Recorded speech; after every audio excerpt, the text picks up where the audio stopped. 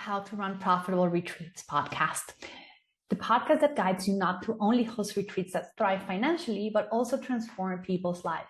I'm your host, Lainey Cavazos, and each week I bring you the best strategies and personal insights to help you create retreat experiences that transform lives, both your clients and your own.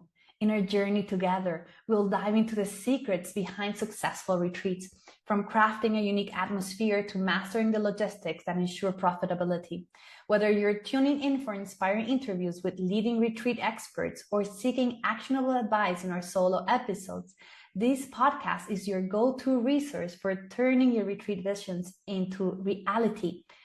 Don't miss out on any of our episodes and subscribe now.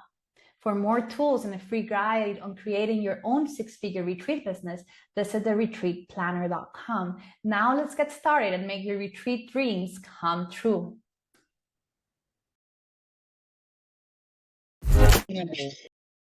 Hi. So this talk is going to be about if you need to hire a photographer and or videographer for your retreat. I am super passionate about this topic because I have run so many different photography shoots, and it's so important for us to have content that really portrays what we're offering and not only stock images.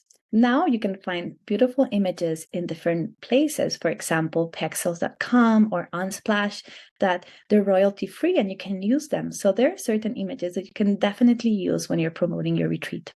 But something that is beautiful, and I recommend that it's done at least on the first couple of retreats, so you get something that is really positive about it, and you can share with people, and people can see the transformation, the experiences, their faces, their emotions, their feelings, everything that is happening throughout your retreat, is to actually hire a photographer and or videographer.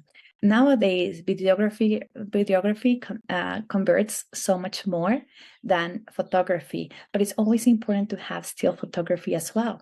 Don't forget that once you're putting a website sales page, maybe you will add one video that shows how your retreats are, but you probably need to add more pictures than just videos, so your page doesn't become extremely heavy, and then later on you actually end up with a lagging page and people don't want to wait. The internet is so fast these days, and people don't have the patience to actually wait for a page to load like it used to be in the past. So very important in this sense to actually get a photographer and videographer. I'm going to talk about this a little bit more in detail, and then I'm going to give you some options on how you can do this, that it's the best way that is possible for you and it serves you in the most positive way. So what do you want to make sure that happens when you hire a photographer and videographer is that you create a brief of what images you want to capture during the retreat. It's also very important to keep in mind how are things going to happen in the flow of things, and there are certain activities that are very sensitive when it comes to your feelings or the people, the retreaters. If it's a very, very deep transformational experience, let's think about maybe something with plant medicine, or if it's something that is really like hypnotherapy and transgressional therapy, where people just start crying and really releasing their emotions, it's probably not the best time for a photographer to be clicking pictures in front of you. How you can surpass this? Maybe you can ask them to take pictures afterwards when they're happy and they see the pictures of release. And then it's very, very important to make sure that people are aware that they're being photographed or videographed, and that you get a release form so you can use that on your social media channels, your website, or any marketing material that you will create in the future. If you don't have a release form from each single person that is on the photo, you are not allowed to actually use it in any promotional materials because you don't have the right to use this person. What I do is on the waiver that people sign when they're coming to a retreat, I ask them to sign that they are allowing us to photograph and videograph them. And then they can tick a box if they don't want to be photographed or videographed. And then from there, you would need to inform the photographer that these people are not supposed to be part of the videos or photos. Some people are very sensitive about their privacy, and they don't want to be out there in the public being showcased. And other people just want to be able to share the experience with the world. And they're extremely happy with getting their photos out there and helping you promote the video because of all the transformation and change that you have created in their lives.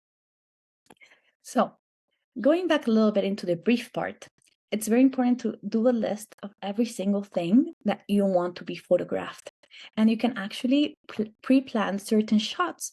And something else that I recommend is to include in this photography brief that they will take pictures of you solo.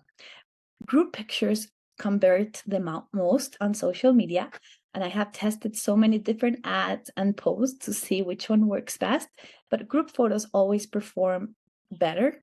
But also sometimes if you're taking a shot of a group photo, it is possible that maybe there is a thermos of water on the picture, that it's not perfect, that the mats are not aligned. So you need to consider that this is a possibility that might happen. So you want to make sure that you actually have photos of just you teaching. This is also great usually for Instagram. If you have an Instagram that is very pretty and beautiful and you share pictures of you. So make sure that besides the practices that you're doing, they schedule 1 hour just for you to actually experience what it is to have a personal photo shoot. This will also help you on your website if you have to have a page with a bio and so many other things. So just recapping on the photography. It's very important that at least on the first couple of retreats, you get a photographer and or videographer to really record what happened in this retreat. Now, there is an asterisk in this conversation. Sometimes the retreats are extremely, extremely personal. Sometimes there's even nudity, and you're probably not gonna get people to be very thrilled about being photographed or videographed in that scenario. When the retreats are very raw and they really go very, very deep with certain practices, sometimes it's just better to actually recreate a shoot. How would you do this? It's kind of also nice in the sense that it's a rehearsal for your retreat, for the practice that you're going to teach. But you can also control more the environment, the place where the pictures are taken to make sure that everything is happening. I don't want to take away the reality, the sense of reality of actually having a real photo shoot based on your teachings. So I recommend that you actually run through the teachings, but you have people there that are willing to be photographed and videographed through this process. A beautiful way is just to ask your friends and family to join you to practice this experience and let them know that they will be photographed and this is for marketing materials and purposes.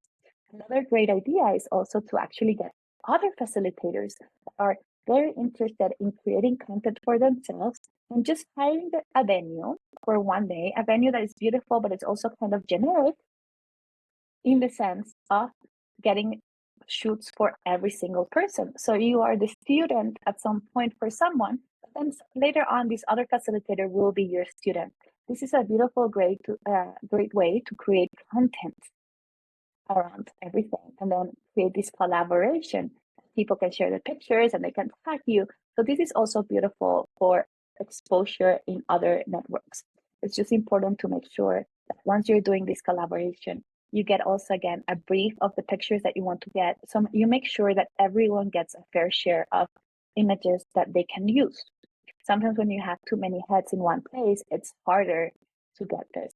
I also recommend that if you're doing this in any other way, like or a private shoot for yourself, is to create maybe a Pinterest board with the type of pictures that you would like to get taken off. So the photographer already has an idea of what you're looking for and what you want to create. So this is very, very important when it comes to photography. So on the recap, we have why it's important to choose one and how to have a brief. That there needs to be a release form and that you can create a Pinterest board to really get more information about what you want to get out of this photo shoot. You can also create this pre-arranged photo shoot with more people. So if you want to have group photography and maybe the topics are very sensitive and you won't feel comfortable sharing with doing it during a retreat. Now, the last part is how to hire a photographer. There are different ways to hire photographers. It's very important to keep in mind that sometimes photographers are a little bit expensive, mainly if you are flying in someone or taking them to a new location, because again, you have to pay for the rooming, the lodging, you have to pay for the meals, you have to pay for transport and all this other shit. So finding a local photographer and videographer is always a great way. I always like to ask for referrals because I have the experience. Actually, this happened to me in Egypt, and it was by referral. I got pictures of my event in front of the Giza pyramids that made absolutely no justice to it. The event was absolutely beautiful, and the pictures that I got were horrible. And I created a brief. I had a meeting with them before. I didn't leave anything to chance, but it turns out the photographers were just not qualified to do this job and to really portray exactly what I was doing. So this is one way.